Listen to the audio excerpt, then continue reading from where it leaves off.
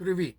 I'm Chuck Olenek. I'm a Ukrainian-American who was baptized with the name Yaroslav, which is also the name I use in the historical reenactment group, the Society for Creative Anachronism. When I retired from teaching, I was looking for something to do which kind of gave me the feel of what I used to do, because I dress up for the time period and dig deep into a subject and stand before my students and tell them about it. Well, now I'm doing a series of videos on this channel, which, by the way, would be really nice if you subscribe. It'd be like really cool. And I've been covering topics which have to do with Slavic folklore and mythology, because I'd done research over the years and finally decided to put that in a more accessible platform. Also, I decided to put together historical videos covering Kievan Rus history, and then just kind of following the threads wherever they happen to go, and maybe this would provide a starting place for members of the society if they wanted to take a look at that part of the world.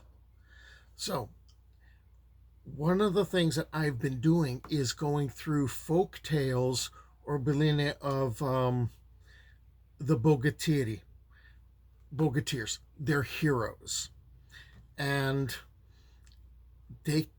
going through this and trying to make sense of what I see can be kind of frustrating, because I tend to want to look for an internal logic or maybe an internal chronology, and that doesn't really tend to happen.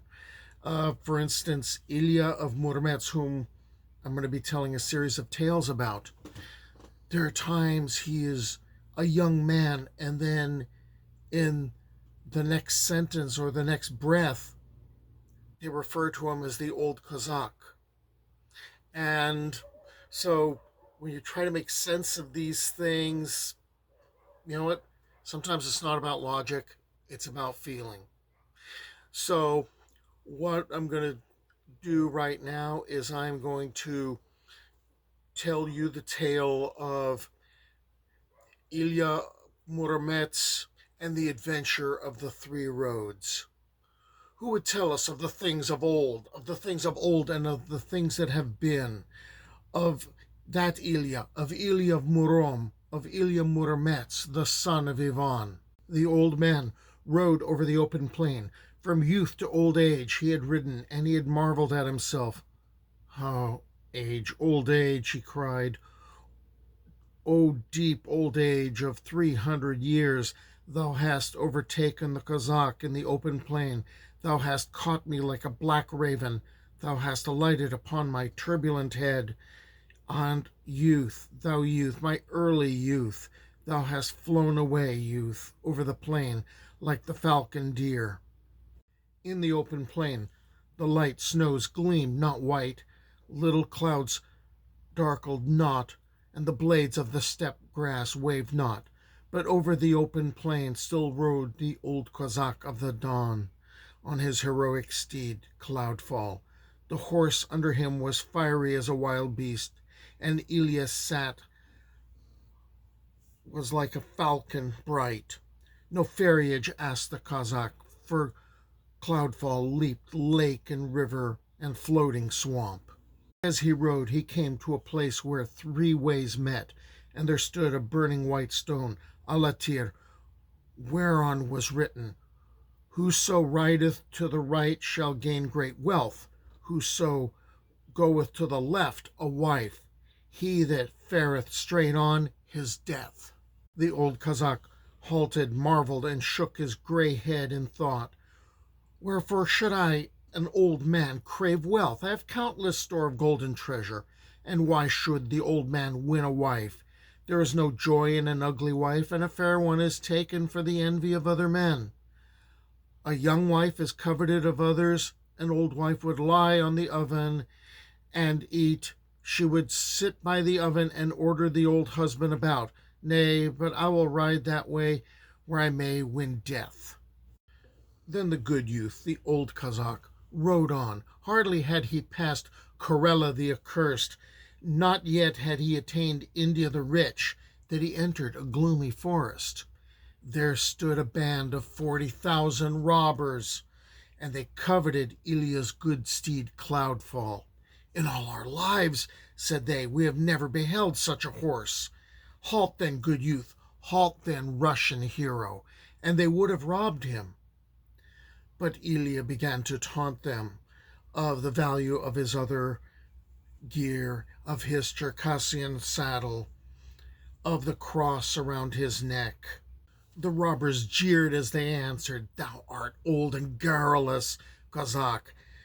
Since we have roamed this white world, never saw we such a fool. The aged fool hath told the truth as though we had demanded it. Seize the old fellow, children. And they would have dragged the old Cossack from Cloudfall. But young Ilya of Murom drew a fiery dart from his quiver and sped it forth from his stout bow and struck the damp mother of oaks. The ring-bark oak was shivered into fragments, and the earth was plowed about round it. The robbers were greatly terrified, and they entreated him, Good youth, good Russian hero, enter thou into comradeship with us. Ilya laughed. Brothers, mine enemies, quoth he, I have no wish to feed your sheep. Then Ilya turned back to the white and burning stone Alatir, erased the old inscription, and wrote anew, I have ridden this road, and have not been slain. So endeth the adventure of the first road. Again Ilya of Murom, the old Cossack, sallied forth into the open plain. He rode 300 versts, and lo, before him, in a green meadow, stood a marvel of marvels, a wonder of wonders. Too small to be called a city, too large to be called a village, it was in truth a fair palace. When Ilya came to the palace, there issued forth from it 40 damsels, and with them came also the princess Zenira the most fair. The beautiful princess stood before the old man and took him by his white hands, by his golden ring, kissed his sugar mouth, and bade him enter the palace of white stone to feast with her. Long have I journeyed in holy Russia, but such a marvel I have yet to behold, said Ilya. Then she led him in.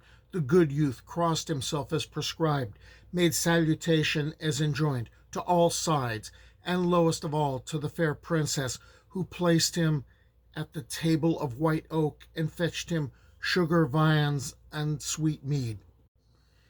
Eat not to satiety, good youth, she warned, and drink not to drunkenness, for there is more to come. But Ilya said, I have journeyed 300 versts, and my hunger is great, and ate and drank his fill.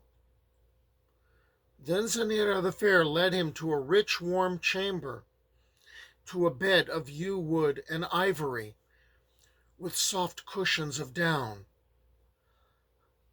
Lie thou next to the brick wall, thou bold and goodly youth, spake the princess. Nay, said Ilya, I will lie upon the outer edge, for I often rise in the night to visit my good steed Cloudfall. Thereupon he seized her and flung her upon the bed of yew wood against the wall.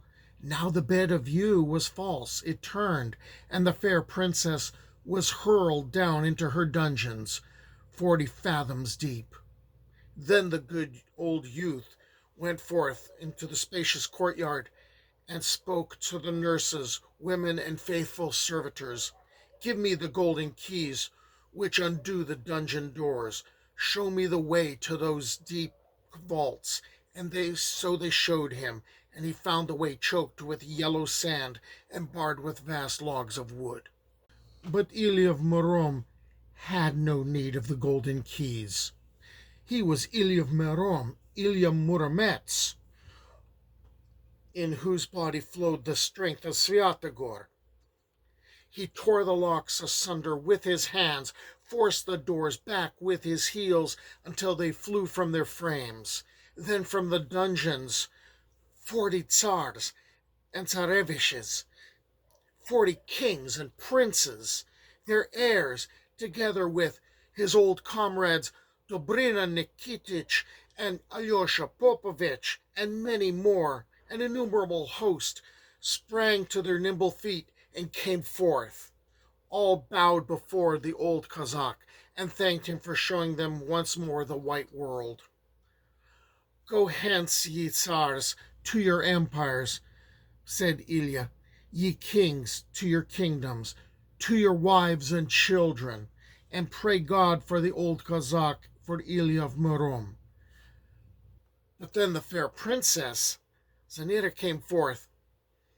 Ilya took her by her white hands, bound her between 3 horses, and drove them apart, so that they scattered over the plain, here a hand, there a foot, and everywhere her white body.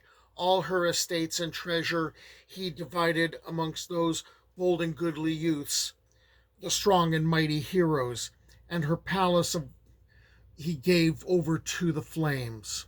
Again the old Cossack returned to the white stone, crossed out the old inscription, and wrote a new one. This legend is falsely written. I have ridden that way, yet I am still unwed. Thus endeth the adventure of the second road. I will go now where wealth is to be won. Then the old man rode over the plain. 300 versts he rode, 300 versts did Cloudfall carry him, and he came at last to a green meadow where deep pits were dug, and to a gloomy forest where was a vault filled with treasure, fair gold, pure silver, fine seed pearls, and on the vault was an inscription, This treasure shall fall to Ilya of Murom. Ilya reflected, and having hired wise and cunning craftsmen, he built on that spot a monastery and a cathedral church, and he instituted there church singing and the sound of bells. Let him whose treasure was come for it now, quoth Ilya of Murom, and returned to famous Kiev town, to courteous Prince Volodymyr the Fair, the red sun, the fair sun. Volodymyr inquired of him, Where hast thou tarried so long, thou bold and goodly youth, thou old Cossack Ilya of Murom? And Ilya related the adventure of the 3 ways, and all that he had done to fair son Volodymyr, red sun. It was at the feast I heard this tale, there it was, I drank mead ale. Though it flowed down my beard, my mouth stayed dry, for never a drop passed my lips, swear I.